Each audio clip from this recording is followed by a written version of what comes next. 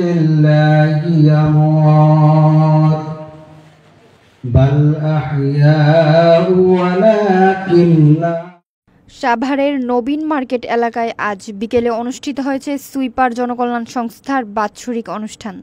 সাভার থেকে খায়রুল ইসলামের তথ্যচিত্রে থাকছে বিস্তারিত।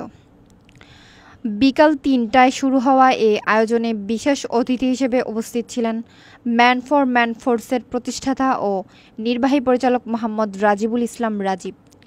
তিনি বলেন, মানুষের জন্য কাজ করাই আমার জীবনের লক্ষ্য। পরিচ্ছন্নতা একটি সভ্য সমাজের প্রথম শর্ত।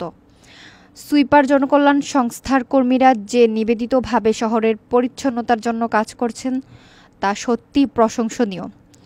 সবাই মিলে সাভারকে একটি ক্লিন ও সবুজ শহর হিসেবে গড়ে তুলতে হবে। এগুলো সুইপারের কাজই আমি করি। একটা মানুষ যখন পচে যায়, মরে যায়, 2 মাস 3 মাস গন্ধ ছড়িয়ে যায়, সেই মানুষটাকে যখন একটু নাড়া দেওয়া হয়, দুর্গন্ধে 2 কিলোমিটার দূরে কিন্তু লোকজন থাকতে পারে না। সেই পচা গলিত লাশটাকে কিংবা রাস্তার ভবঘুরে মানসিক প্রতিবন্ধী পাগল যাদেরকে বলা হয়, এই কাজ যারা করে, পরিষ্কার পরিচ্ছন্ন কর্মী যারা। অনুষ্ঠানে আরও উপস্থিত ছিলেন সংগঠনের প্রতিষ্ঠাতা চেয়ারম্যান মোহাম্মদ সুলতান শেখ, সমাজসেবা কর্মকর্তা মোহাম্মদ শওকত সাগর, মোহাম্মদ আনোয়ার হোসেন, হাজি আব্দুল খালেক, মোহাম্মদ জাকির হোসেন, মোহাম্মদ আব্দুর সালাম, রানা মিয়া সহ সংগঠনের সদস্যরা।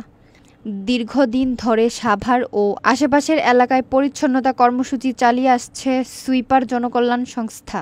বক্তারা শহরকে পরিচ্ছন্ন রাখতে সকল শ্রেণী পেশার মানুষকে একযোগে এগিয়ে আসার আহ্বান জানান। সম্মান দিতে হবে এই সমাজের সবাইকে।